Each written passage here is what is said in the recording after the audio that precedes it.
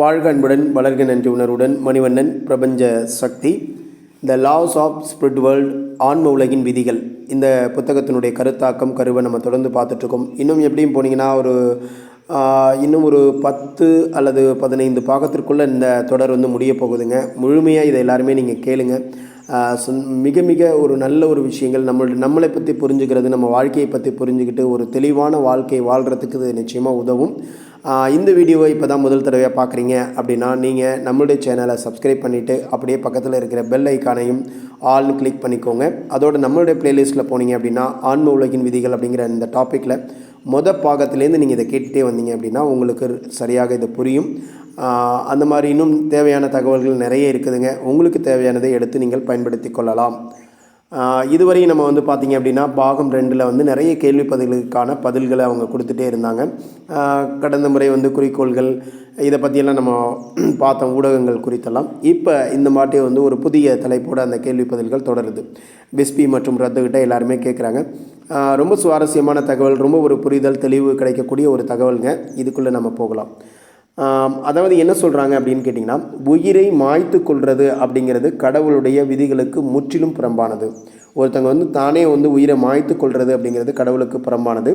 கடவுள் உங்களுக்கு உயிரை கொடுத்துருக்கிறார், அதை மாய்த்து கொள்வதற்கான உரிமை உங்களுக்கு கொடுக்கல. கடவுள் உங்களுக்கு உயிரை தான் கொடுத்துருக்கார ஒழிய அதை மாய்த்து கொள்வதற்கான உரிமையை உங்களுக்கு கொடுக்கல.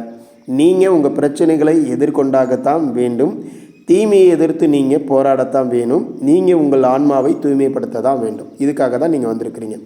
அதுக்காக கேட்டதுனால தான் உங்களுக்கு கொடுத்தது. அதனால் அதை மாய்த்து கொள்வதற்கான உரிமை உங்களுக்கு கிடையாது. இன்றைக்கி பார்க்க போகிற டாபிக் தற்கொலை அப்படிங்கிற அந்த டாப்பிக்கில் இது நிறைய சம்பவங்கள் இது மாதிரிலாம் நடக்குது இல்லையா? அது ஏன் அது எவ்வளோ பெரிய பாவம் அப்படிங்கிற ஒரு புரிந்துணர்வு ஏற்பட்டுச்சுன்னா நாமளும் அந்த மாதிரியான எண்ணத்துக்குள்ளே இருக்கிறவங்களை விடுவித்து நல்லபடியாக வாழ வைக்க முடியும். முதல் கேள்வி, பூமியில் பலர் தங்கள் உயிரை மாய்த்து கொள்கின்றாங்க, குறிப்பாக இளம் வயதினர். இந்த ஆன்மாக்களுக்கு என்ன நிகழுது அப்படின்னு சொல்லி கேட்டிருக்காங்க. இந்த ஆன்மாக்கள் என்ன பண்ணுறாங்கன்னா, ஆவி உலகத்துக்கு வரும்போது ரொம்ப மனமுடிந்து போயிருக்காங்க. ஏன் அப்படின்னா தாங்க ஒரு தவறான தீர்மானத்தை எடுத்துட்டோம் அப்படின்னு சொல்லி அப்போ உணர்றாங்க. பூமியில் தங்கியிருந்து தங்களுடைய பயணத்தை நிறைவு செய்வதற்கு பதிலாக தங்களோட உயிரை மாற்றிட்டோம் அப்படின்னு சொல்லி அவங்க பயணத்தை சுருக்கி கொள்கிறாங்க. இந்த பூமியில் நீங்கள் மேற்கொண்ட மிக மோசமான முடிவு தேர்ந்தெடுப்பு அப்படின்னா இதுதான். ஏன்னா உங்கள் உயிரை நீங்களே மாய்த்து கொள்வது. அப்படி நீங்கள் செய்கிறதுனால உங்கள் ஆன்மாவுக்கு ஒரு மிகப்பெரிய தீங்கை ஏற்படுத்திட்டீங்க அப்படிங்கிறத அங்கே வந்ததுக்கு பிறகு உணர்றாங்க. அதனால் எந்த பிரயோஜனமும் இல்லை இல்லையா? அதனால் அவங்க இன்னும் மோசமான ஒரு தளத்திற்கு போவதற்கான வாய்ப்பை அவங்க ஏற்படுத்திட்டாங்க அப்படின்னு சொல்கிறாங்க. அடுத்தது 2வது கேள்வி என்ன கேட்குறாங்க அப்படின்னா, தேர்ந்தெடுப்பதற்கான சுதந்திரம் மனிதர்களுக்கு உள்ளது அப்படின்னு சொல்கிறப்ப மக்கள் கூறுகின்ற காரணம், அப்படி இருக்கும்போது எங்களுடைய சொந்த வாழ்க்கையை முடித்து கொள்வதற்கும் எங்களுக்கு சுதந்திரம் இல்லையா அப்படின்னு சொல்லி அவங்க கேள்வி கேட்குறாங்க. அப்போ அவங்க சொல்கிறாங்க, உங்களுடைய வாழ்க்கையை முடித்து கொள்வதற்கான தேர்ந்தெடுப்பு உங்களோடது தான். ஆனால் நீங்கள் தொடர்ந்து கடவுளுடைய விதிகளின் கீழே தான் இயங்குவீங்க. அப்போ அந்த விதிகளை நீங்கள் மீறப்ப பின்விளைவுகளை நீங்கள் கண்டிப்பாக எதிர்கொண்டு தான் ஆகணும். உங்களுடைய உடல் தான் உங்களுடைய கோவில். அப்போ உங்களுடைய ஆன்மாவுக்கான ஒரு ஆரோக்கியமான வாகனமாக இருப்பதற்கு தான் கடவுள் அதை உங்கள்கிட்ட பரிசாக கொடுத்துருக்கார். நீங்கள் என்ன பண்ணணும், அதை பாழாக்கிறப்ப இல்லை அந்த படைப்பினுடைய மையமான வாழ்க்கையை நீங்கள் நிராகரிக்கிறீங்க அப்படின்னு அர்த்தம்.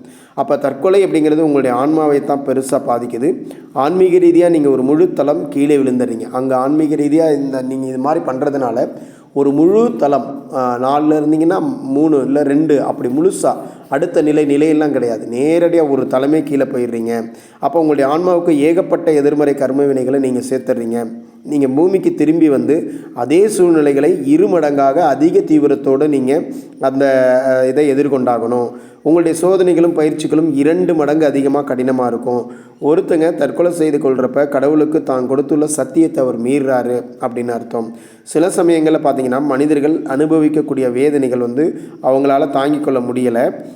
நம்முடைய கர்மவினையை தீர்ப்பதற்காகவும் நம்மளுடைய ஆன்மாவின் வளர்ச்சிக்கு பல்வேறு சோதனைகளுக்காகவும் அந்த பயிற்சிகளை கொடுக்குறாங்களே வழியே அதுக்கு தான் நம்ம பூமிக்கு வர்றோம் அப்படின்னு நம்ம பார்த்துருக்குறோம். அப்போ நாம் ஏகப்பட்ட கர்மவினையை தீர்க்க வேண்டியிருக்குது, அல்லது சில கடினமான சோதனைகளை நாமளே தேர்ந்தெடுத்திருக்கிறோம். அப்போ நாம் அனுபவிக்கின்ற வேதனைகளும் நாம் எதிர்கொள்கின்ற சூழ்நிலையும் மிக தீவிரமானதாகவும் கடுமையானதாகவும் இருக்கும். அப்போ இது என்ன ஆனாலும் சரி நம்முடைய பயணத்தை நிறைவு செய்து தான் ஆகணும். தாங்கிக் கொள்ள முடியாத அளவு வேதனையை தாங்கள் அனுபவித்து கொண்டிருந்தாலும் தற்கொலை செய்து கொள்வதன் மூலம் மற்றவர்களுக்கும் நீங்கள் தீங்கை ஏற்படுத்துகிறீங்க. வேதனையை பொறுத்து கொள்ளக்கூடிய முடியாததாகவே இருக்குது. அந்த மாதிரி அவங்களுக்கு வேதனையை கொடுக்கறது, இது வந்து ஒரு சுமான நோக்கம், சுயநலமானதை ஏன் அப்படின்னு பார்த்தீங்கன்னா, நீங்கள் ஒரு சுயநலமான எண்ணத்தை தான் நீங்கள் செய்கிறீங்க அப்படின்னு சொல்கிறாங்க. அதாவது ஒருவர் வேதனையில் இருக்கிறப்ப மற்றவர்களை பற்றி சிந்தித்து கொண்டிருக்கிறது கிடையாது. நீங்கள் அனுபவிக்கின்ற வேதனை உங்களை பற்றி மட்டுமே சிந்திக்க செஞ்சிடுது. அதனால் நீங்கள் அன்புக்குரியவர்களுடைய நிலை என்னவாகும், அவங்கள விட்டுட்டு போனால் அவங்களுடைய கதி என்னவாகும், உங்களுடைய ஆன்மாவுக்கு தீங்கு விளைக்கிறதோட கூட இருக்கக்கூடிய மற்ற ஆன்மாக்களுக்கும் நீங்கள் தீங்கு விளைவிச்சிடுறீங்க.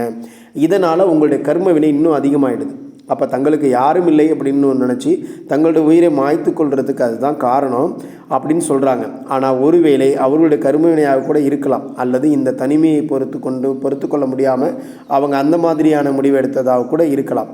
ஆனால் சுயநலம் உங்கள் பிரச்சனைகளை அதிக பூதாகரமாக மாற்றிடுது அப்படின்னு சொல்கிறாங்க. அப்போ இது வந்து இன்னும் உங்களை வந்து அதிக கர்ம வினைகளை அதிக வேகத்தோடு நீங்கள் எதிர்கொள்ள வேண்டிய சூழலை நீங்கள் ஏற்படுத்திடுறீங்க அப்படின்னு சொல்கிறாங்க. சரி, அடுத்த கொஸ்டின் என்ன கேட்குறாங்கன்னா, தனிமை என்று ஒரு மிகப்பெரிய பிரச்சனையாக இருக்குது. மக்களுக்கு குடும்பங்கள் இருந்து கூட அவங்க தனிமையை உணர்கின்றாங்க. பூமியில் ஏன் இவ்வளவு தனிமை நிலவுது அப்படின்னு சொல்லி கேட்குறாங்க. அதுக்கு வந்து மக்கள் தனிமையை உணர்வதற்கு 2 காரணம் இருக்குது. ஒன்று வந்து பூமியில் நீங்கள் ஒரு முழுமையான ஆன்மாவாக பிறக்கிறதில்ல.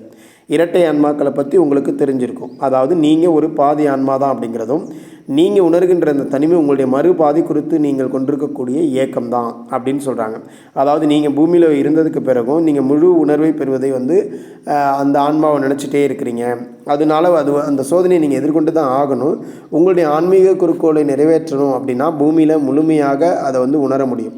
நீங்கள் வந்து உங்களுடைய வாழ்க்கையினுடைய உண்மையான நோக்கத்தை நீங்கள் கண்டுபிடிச்சிட்டிங்க அப்படின்னா நீங்கள் மன அமைதி பெறுவீங்க. ஆனால் பூமியில் நீங்கள் உங்களுடைய குறிக்கோளை நிறைவேற்றிக்கலை அப்படின்னாலும் உங்களுடைய ஆழ்மனம் அது சொல்கிறப்ப ஒரு விதமான வெறுமை உணர்வு உங்களுக்குள்ளே வருது. அப்போ இரண்டாவதாக பூமி உங்களுக்கு உண்மையான வீடு இல்லை அப்படிங்கிறதையும் உங்கள் ஆழ்மனசு தெரிஞ்சிருக்கு. அது ஆய்வுலகம் குறித்தும் அங்கிருந்து உயர்ந்த தலங்களில் நிலவக்கூடிய அமைதி குறித்தும் உங்களுடைய குழு ஆன்மாக்கள் குறித்தெல்லாம் அது உங்ககிட்ட அன்புக்குரியவங்கள் குறித்தும் இயங்குது.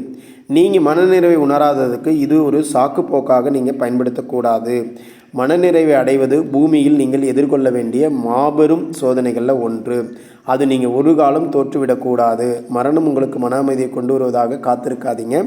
ஆய்வுலகில் நீங்கள் மன அமைதியோடு இருப்பதற்கு முதல்ல பூமியில் மன அமைதியோடு இருக்க நீங்கள் கற்றுக்கணும் அப்படின்னு சொல்கிறாங்க. அப்போ தனிமை அப்படிங்கிறது போராட்டத்தில் அது ஒரு பகுதி. அப்படி ஒரு எண்ணம் இருக்குது அப்படின்னா அதுவே உங்களுக்கு கொடுத்துருக்கக்கூடிய ஒரு சோதனை. அப்போ இதையும் நீங்கள் சரியாக கையாளணும் அப்படின்னு சொல்லியிருக்காங்க.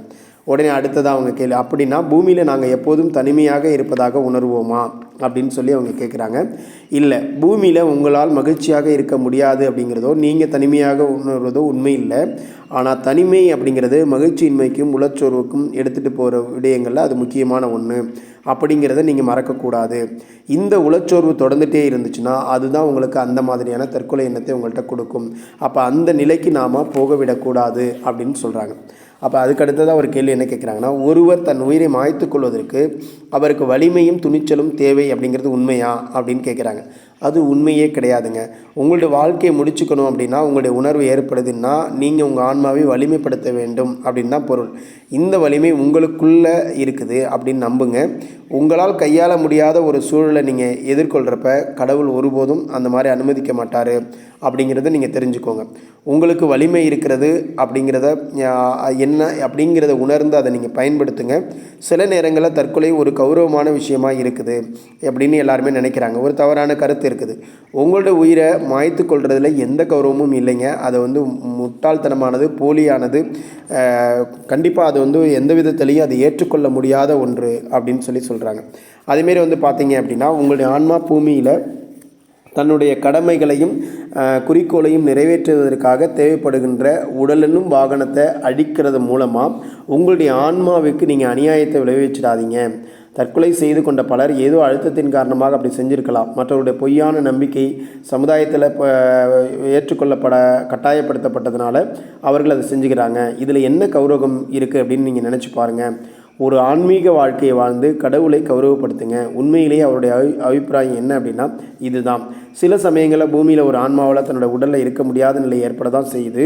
ஆனால் மாற்றத்திற்கான ஒரு காலம் வந்திருப்பதை தான் அது உணர்த்துகிறது. நீங்களே கொள்வது அதற்கான விடை கிடையாது. அதனால் உங்களை அந்த மாதிரியான நிலைக்குள்ளே எப்பயுமே எடுத்துகிட்டு போகாதீங்க அப்படின்னு சொல்கிறாங்க. அப்போ இந்த மாதிரியான ஒரு எண்ணம் என்னவாகுது அப்படின்னு கேட்டிங்கன்னா, உங்களுக்கு மிகப்பெரிய தீங்கை கொடுக்கக்கூடியதாக இருக்கும். ஏன்னா நீங்கள் எடுக்கிற அந்த முடிவு ஒரு சுயநலமானதாகவும், அந்த சுயநலத்தின் காரணத்தினால நீங்கள் மட்டும் அதில் வேதனைப்படலை, உங்களை சுற்றி இருக்கிற அன்புக்குரியவங்களை எல்லாம் நீங்கள் அந்த நேரத்தில் சிந்திக்காதனால அவங்களையும் வேதனைப்படுத்துகிறீங்க. அப்போ நம்ம கூட சுற்றி இருக்கிற எல்லா ஆத்மாக்களையும் நம்ம வேதனைப்படுத்தும் பொழுது நாம் மிகப்பெரிய கர்ம வினைகளை செய்கிறோன்றாங்க. இந்த மாதிரி செய்கிறதுனால நீங்கள் ஒரு தளம் கூட முழுசாக கீழே போயிடுவீங்க. அப்போ என்ன ஆகும், திரும்ப பிறப்பெடுக்கும்போது எல்லாத்தையுமே பல மடங்கு அதிகமாக நீங்கள் 2 மடங்கு 3 மடங்கு அதிகமாக நீங்கள் அதை எதிர்கொள்ள வேண்டியிருக்கும். இப்போ இருந்த வேதனையோட நீங்கள் மேலே போயிட்டு திரும்ப வந்தீங்கன்னா இந்த வேதனை 3 மடங்கு அதிகமாக இருக்கும், இந்த கஷ்டம் 3 மடங்கு அதிகமாக இருக்கும், எல்லாமே அதிகமாக இருக்கும், அதி தீவிரத்தோடு இருக்கும். அது எல்லாத்தையுமே நீங்கள் திரும்ப எதிர்கொள்ள வேண்டிய சூழல் வரும். அப்போ நீங்கள் அதை எப்போ உணர்வீங்க, இங்கேருந்து அந்த மாதிரி ஒரு முடிவெடுத்து மேலே போகிறப்ப ஐயோ நம்ம தப்பு பண்ணிட்டோமேன்னு உணர்வீங்க. அப்போ அதனால் எந்த பிரயோஜனமும் இல்லை. அதனால் இப்போ கிடைச்சிருக்கிற இந்த வாழ்க்கையை முழுமையாக கடவுளாக எடுத்துக்கொள்ளுகின்ற வரை நீங்கள் அது குறித்து எந்த சிந்தனையும் இல்லாமல் உங்களுடைய வாழ்க்கையை வளமாக வாழணும், நல்லபடியாக வாழணும், நல்ல சிந்தனையோடு வாழணும், நேர்மறையான எண்ணத்தோடு வாழணும் அப்படிங்கிற அந்த எண்ணத்தோடு மட்டும் வாழுங்க. வேறு எந்த சிந்தனையும் உங்களுக்கு வரக்கூடாது. நான் தான் பிறந்துட்டேன்ல, நான் தான் இறக்க போகிறேன்ல அப்படின்ற சிந்தனையும் நமக்கு தேவையில்லை. இறப்பு என்பது உண்டு. ஆனால் அதை நினச்சி நம்ம பயப்படவோ இல்லை அதையே நினச்சிக்கிட்டு நம்ம சோம்பேறித்தனமாக அது ஒரு காரணமாக தலைவிதியெல்லாம் காரணம் காட்டிக்கிட்டு அப்படியே சும்மா சிவனேன்னு உட்கார்ந்துருக்கிறதுக்காக நாம் படைக்கப்படலை அப்படிங்கிறத உணர்ந்து தைரியமாக செயலாற்றுங்கள், நல்ல வழியில் செயலாற்றுங்க, தர்மத்தோடு செயலாற்றுங்க. ஒரு நல்ல ஒரு மனிதனாக நீங்கள் வாழணும் அப்படிங்கிற ஒரு சிந்தனையை உங்களுக்குள்ளே வளர்த்துக்கிட்டீங்க அப்படின்னா எப்பேற்பட்ட சோதனையும் அல்லது வேதனைகளையும் நாம் கடப்பதற்கு சரியாக தயாராக இருக்கிறோம் அப்படின்ற ஒரு பட்சத்தில் நீங்கள் எல்லாத்தையுமே கடந்து ஒரு நல்ல நிலைக்கு வருவீங்க. எனவே அந்த மாதிரியான ஒரு எண்ணத்தை உங்களுக்குள்ளாக ஆழமாக வளர்த்துக்கோங்க. இது உங்களுடைய வாழ்க்கையில் மிகப்பெரிய பலனை கொடுக்குங்க. எப்பயுமே அந்த மாதிரி நம்ம இருந்தோம் அப்படின்னா அதுபோல் இருக்கக்கூடிய அப்படி நீங்கள் அது எதிர்மறையான எண்ணத்திற்கு உங்களுடைய மனசை கொண்டு போயிட்டிங்கன்னா உங்களுக்கு உளச்சோர்வு வந்துடும். அந்த உளச்சோர்வு உங்களை மோசமான எண்ணங்களுக்கு கொண்டு போயிடும். எனவே அந்த மாதிரியான இல்லாமல் எப்பயுமே ஒரு உற்சாகமாகவும் எந்த ஒரு சூழல் வந்தாலும் அதை ஏற்றுக்கோங்க. கடவுள் நமக்கு கொடுத்துருக்கிற பரிசா அதை நினச்சிக்கோங்க. அப்படி நினச்சிக்கிட்டீங்க அப்படின்னா உங்களோட வாழ்க்கையில் அந்த இடத்துலேருந்து நீங்கள் மேலே வந்துட முடியும். இன்றைக்கி வீடியோவை இதோடு நம்ம நிறைவு பண்ணிக்கலாங்க. நாளைக்கு அடுத்த பகுதியில் நம்ம பார்க்கலாம். தொடர்ந்து இணைப்பிலிருங்கள். உங்களிடமிருந்து விடை பெறுவது உங்கள் மணிவண்ணன் பிரபஞ்ச சக்தி. நன்றி.